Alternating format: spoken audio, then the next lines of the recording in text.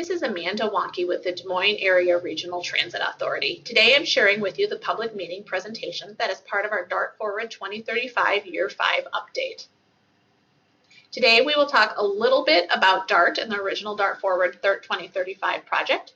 We'll talk about our update, including objectives, the public outreach approach, the project timeline, and changes since the first Dart Forward 2035 was implemented, and then we'll also discuss some next steps. A little bit about DART. DART has three primary services: our fixed route service, our rideshare service, and our paratransit service. Fixed route service are the traditional buses you see out on the roads throughout the community that stop at regularly scheduled stops and time points throughout the region.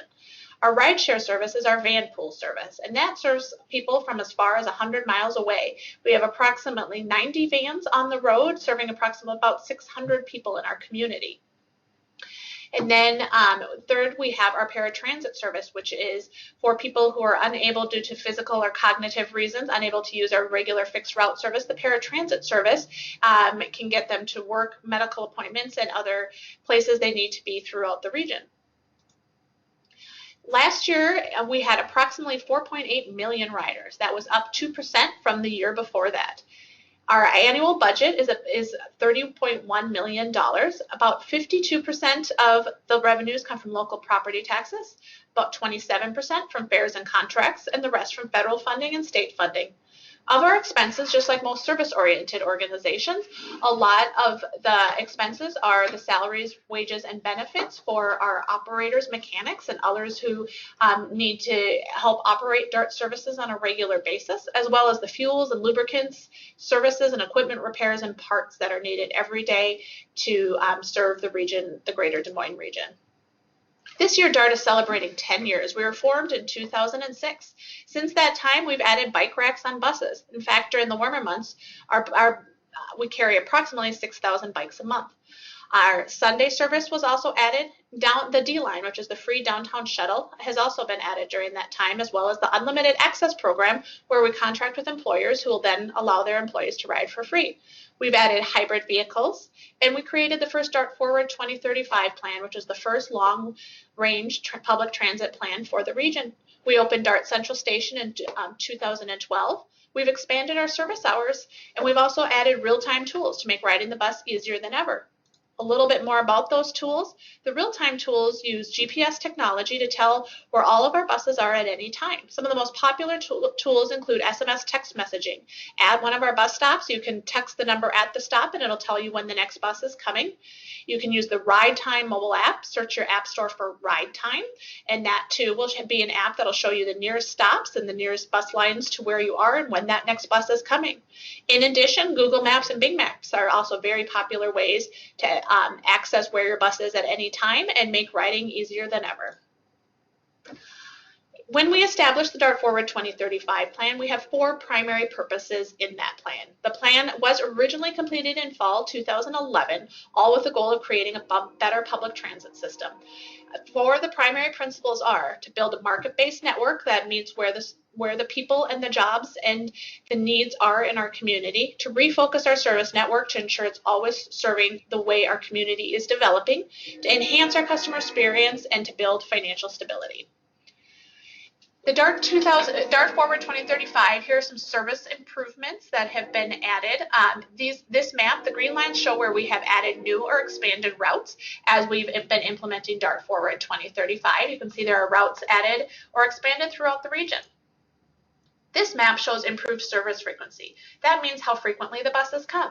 This map shows that, again, in many places throughout the region, we've been able to improve the frequency of the bus service. This map shows the expanded service hours. Again, that means serving people later in the day or earlier in the morning. And that, again, is in order to better serve the people who need this service to get where they're going. This map shows the combination of those. So you can see since Dart Forward 2035 throughout the region, there has been additional service, additional times, later and earlier service in order to better serve the people of the greater Des Moines region. A little bit about Dart Forward 2035. It's been 5 years, and that is just a good planning point for people to revisit in order to revisit a plan. So we're doing it in part because it's just good practice, but also a lot has changed in our community. As we'll share with you in a little while, how our community is growing, is changing. In addition, technology and transit are changing quickly, and we want to make sure we have a current plan that meets the current needs of our community and makes the most of the technology and transit developments that are out there. Our 4 key objectives: 1, engage riders to ensure the updated service plan meets the needs and wants of the community. 2, determine how population and development patterns have changed since the original study. 3, analyze ridership and service performance to determine how riders responded to recent service changes. And 4, develop a transit service plan that is consistent with the Tomorrow Plan's vision and the Capital Crossroads vision. These are 2 important plans for our community. Throughout this, we have many ways for the public to be involved. We have an advisory committee representing a variety of organizations and businesses throughout the community. And they are there to represent our constituents and make sure that the plan is going forward with the input, as much input from the community as possible. We have an online survey. You can go to ridedart.com/dartforward and take that survey throughout the month of March. The ETC Institute is also doing a random sample survey, and that survey will be a statistically significant survey for each of DART's member communities. In addition, there will be a human services sector survey and an employer survey to make sure we meet the needs of their clients, their constituents, and their employees. We also have a website, meetings throughout the community, social media, and other ways to get involved in Dart Forward. A little bit about our timeline.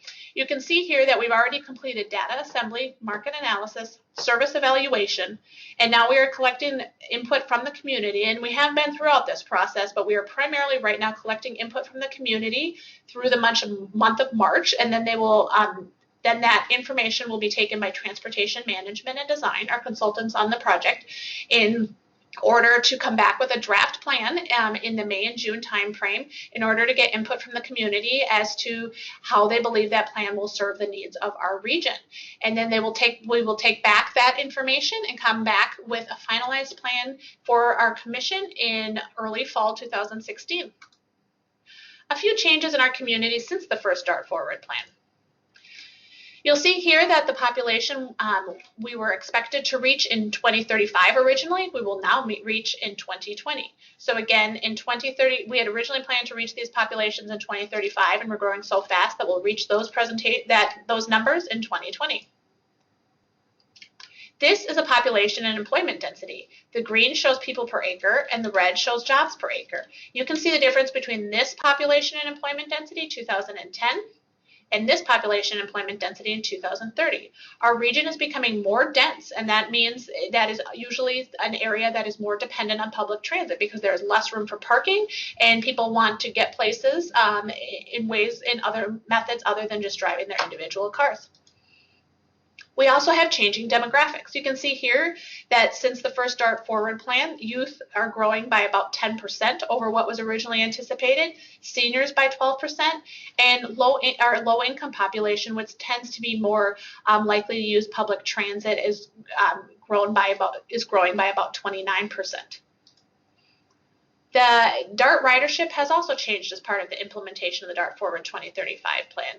From FY 2012 to FY 2015, average weekday ridership increased by 5%, and average weekend ridership increased by approximately 60%. Overall ridership has increased by 9%. And you can see, again, that 9% overall ridership increase there. This is a rider comparison map. The red are boardings in 2010, and the blue are the boardings in 2015. So you can see there that the areas where we have more people boarding in 2015 than we did in 2010. You can see a lot of growth in our western suburbs, as well as the core, the north, the south.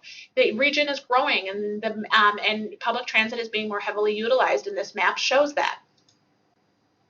Some next steps. Throughout this process, we're going to continue to gather feedback from stakeholders, current riders, DART staff, and the general public. We'll develop a service plan updates to the Dart Forward 2035 Transit Services Plan and bring that draft back to the community in May or June. If you have any feedback at all, we encourage you to go to ridedart.com and click on Dart Forward in the upper right-hand corner. There's information there on how to email, mail, or call in your comments, or how to take a survey that'll be available through March. Again, ridedart.com/dartforward. Thank you very much and have a great day.